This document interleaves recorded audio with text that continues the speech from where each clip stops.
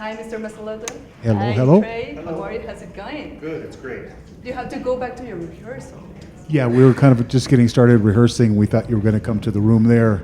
So we just came over here. We'll go right back and do some more rehearsing in a minute. Thank you so much. Well, you play at the Lunario at Wednesday.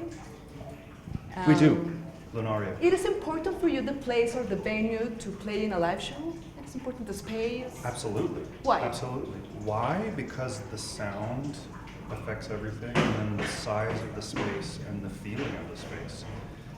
If it's a rock club or a concert hall, we kind of need to change the show a little bit. Yes. Alter it so that it fits the space and the people and the clothes that everybody's wearing and what they're drinking. It is important. Mr. Mastelotto, about your previous bands, you worked with projects more pop, like Mr. Mister, with a great hit, Broken Wings. Why to do a huge jump from pop rock to progressive music? That is a complicated genre. Well, I don't quite view it like that. I just view it music. Okay. It's pop music, jazz music, is electronic music, world music. It's all music. So good music, bad music. But Mr. Mister, Hall & Oates, many things I did. Pointer Sisters and the Rembrandts, who had the big TV song. But I still like progressive music. I like arty music.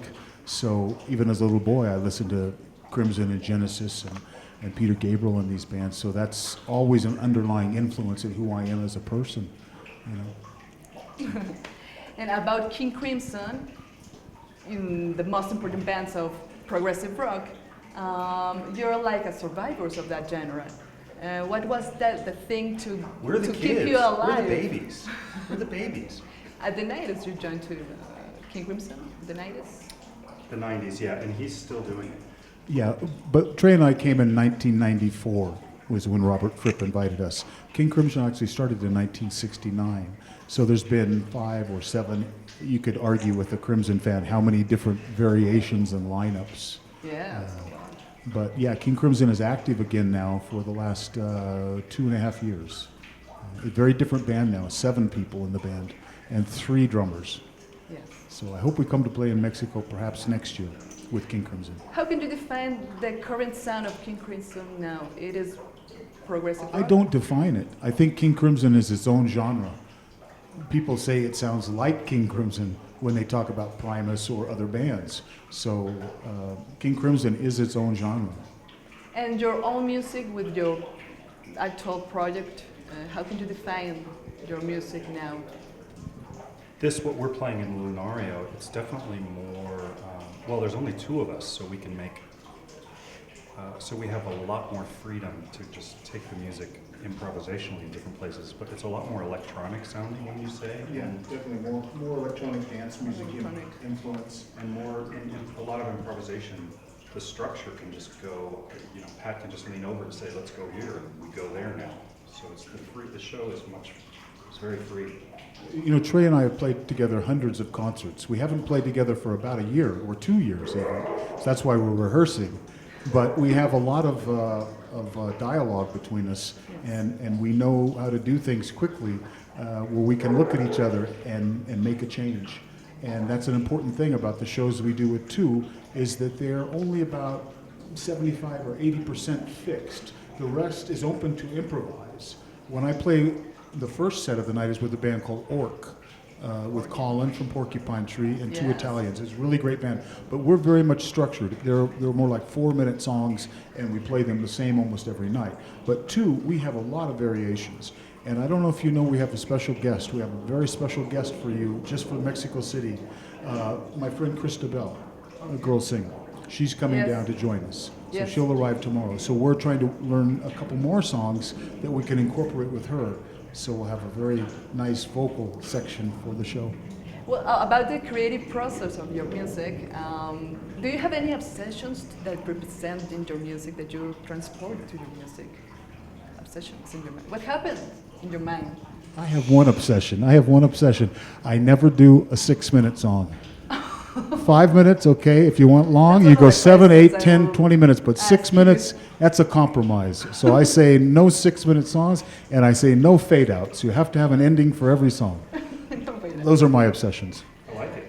Okay. Well, what it means, the time, the length of a song? I mean, why making a song so long? Because they even last more than 20 minutes. Yeah. Why? Well, Why? I was just thinking about it. I was sad to talk about David Bowie, but his new record, I forget sometimes what song I'm listening to because the changes, so many changes within one song, and I think I'm listening to a different song, and then I realize, no, I'm listening to the same song. David is telling the same story. He's just changed the atmosphere, and he's coming back to it. So it's a little bit of a joke. We don't try to make a song any particular length. When you're working up a piece of music, the music tells you how long it needs to be. As you rehearse it, you go, this just feels too long, or it feels like it needs to go longer. You just have a feeling as a musician. Have you ever forgotten a song in a live show? Yeah. What do you do in For that us, case? I don't think it would matter. We would just keep a straight face and keep playing. But you know, with this project, we might not know, well, some of the songs we don't know how long they should be until we're on stage playing and getting the feeling from the audience. If it's going good, we're not going to stop it. If it's going bad, we're going to stop it and move on, you know, because it's just not working. Yes. And we can do that. Talking about the current situation of progressive music, there are bands that are making a new styles like death metal with progressive, metal progressive. We saw that a little bit with Porcupine Tree. They played progressive metal. I don't know, have you heard about bands like Bill of Maya, Fallujah, young bands? What do you think about that idea to make these fusions, death metal with progressive? I think it's great. I think people should go in every possible direction they can. Have you listened to them? No, I don't know them, but I hear stuff occasionally. Also, I don't know about Pat, but sometimes I'm just so busy, I just don't listen to the music.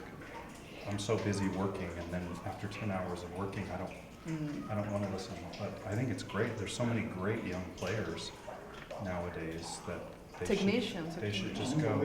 Yeah. Are you interested to collaborate with them as a drummer in your case, or as a producer with that kind of bands?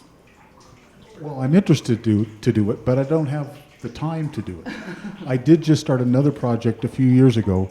A man in Slovakia, a young man, much younger than me, half my age, contacted me. Victor. It's called Komara. Victor Sackfors? No, it's not with Victor, but he's also a young man. He's up in Sweden that I work with sometimes. But I'm thinking of David Kohler and Paulo Ranieri. And when they called me and they have this idea to do a couple concerts, I said, that's going to be too expensive. It's crazy to do. They say, yeah, but we're young and we're crazy. We want to do it.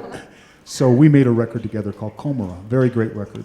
And they're much younger than me. They listen to only Meshuggah all day long, you know. Yes. Many other bands that I don't know that they listen to.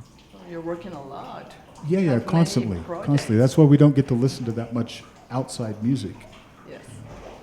Well, about your friends that are playing with you, that played with you for that time, are musicians that belongs to bands, progressive bands like Tool, for example, Colin Edwin for Porcupine Tree.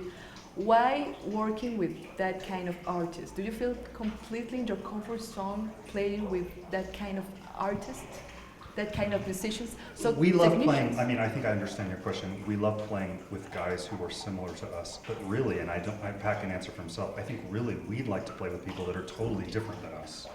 That's kind of why we have Krista coming. It's going to be totally different for us. For me, I like playing with musicians who, you know, aren't from this continent, that are from other completely different cultures. For me, that's really exciting.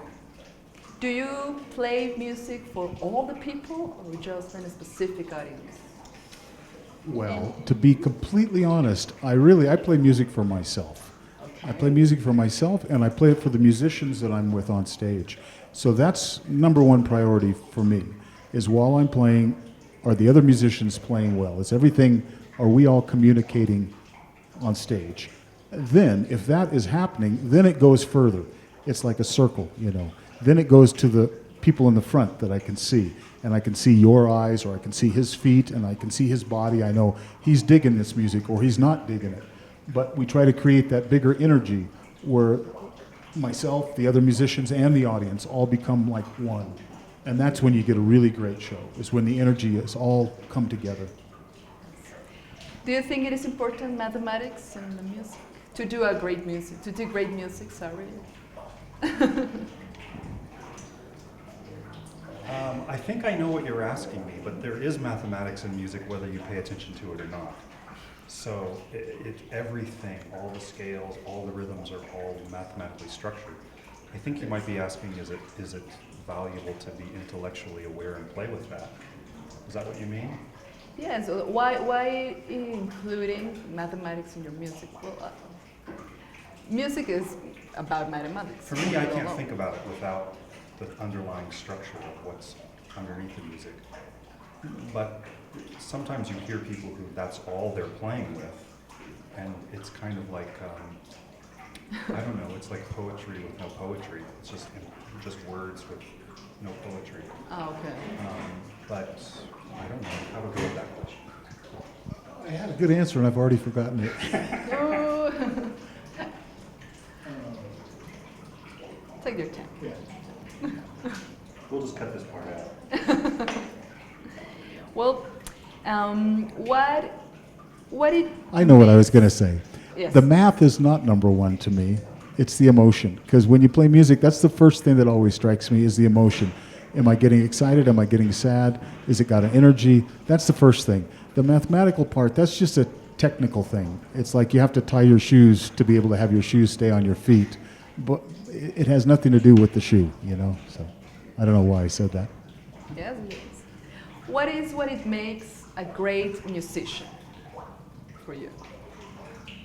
Well, there's certainly some people I've got to meet that are just so talented from God. They've like been given this gift where they have good harmony, good pitch, good tempo, good time, you know, good creative ideas.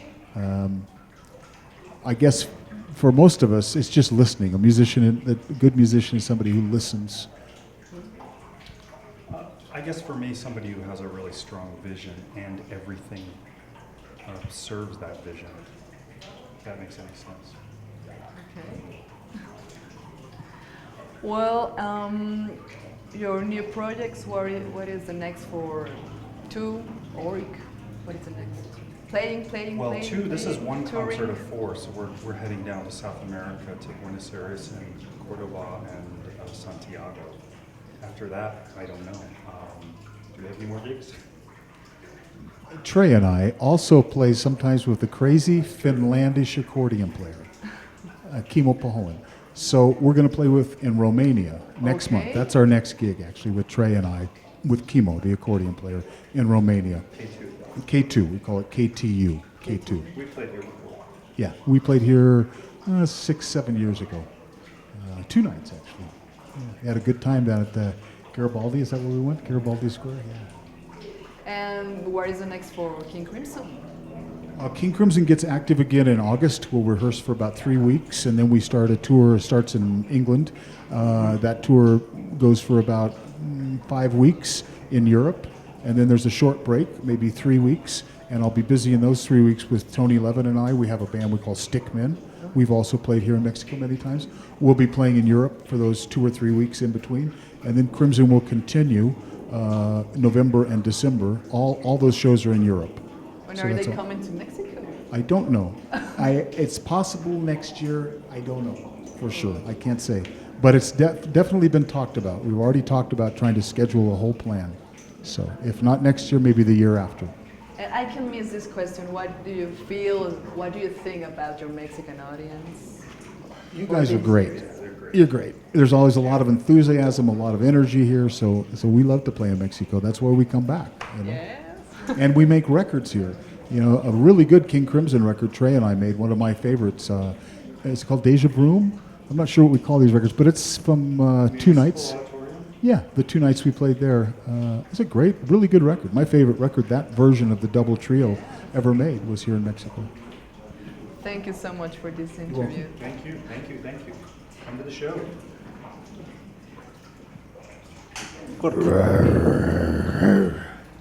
¿Podemos hacer unos saludos de ellos? Sí.